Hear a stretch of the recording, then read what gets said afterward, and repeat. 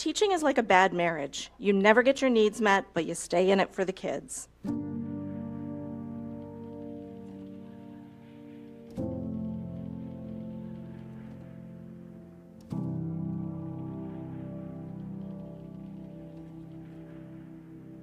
My name is Amanda Kaufman, and I resigned my position as teacher for the Shawnee Mission School District effective immediately.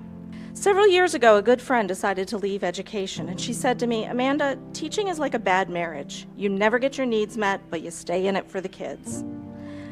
I didn't fully understand what she meant until this past month.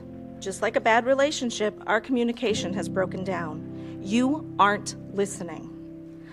I thought that maybe, like a troubled relationship, we could go to counseling, get an outside perspective to work out our differences.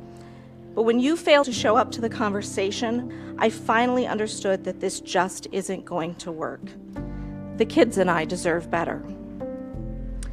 Despite the accusation that we as teachers have not been focused on the students during this difficult year, I've been thinking the most about what my students are taking away from watching the way you treat their teachers. Talking to the board or the administrators in this building is like shouting into the wind, and I won't waste my breath. But I would like to address my students, many of whom are watching the live stream tonight.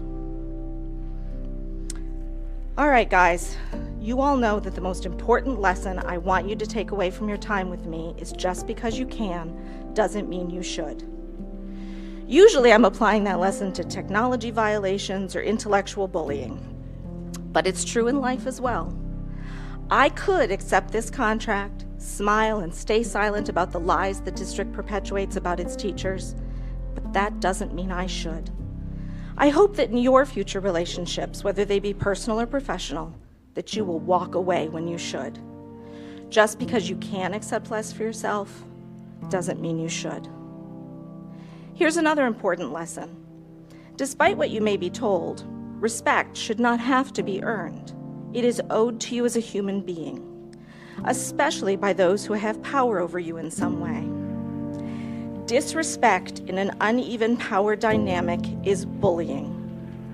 When we see bullying, we must stand up and call it out, even when it's hard, even when it comes at a cost. Just because you could stay silent doesn't mean you should. Starting over is never easy. You 8th graders know that well as you prepare for high school. Let me assure you, it only gets harder as you age. But just because you can stay in a familiar place doesn't mean you should. Go chase your dreams, find your passions. Remember me in your acceptance speeches. But don't worry about me. I'm a highly educated, very talented teacher. They are in high demand right now in other districts. And finally, I don't know what I'll be doing when the bell rings at 8:40 tomorrow morning.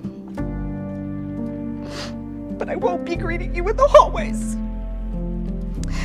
Please don't see my empty doorway as a sign that I've abandoned you or that I don't care. That empty doorway is my sign that you are still my favorite humans, and I will always be your biggest advocate. There will be no clarifying questions I don't answer to you anymore.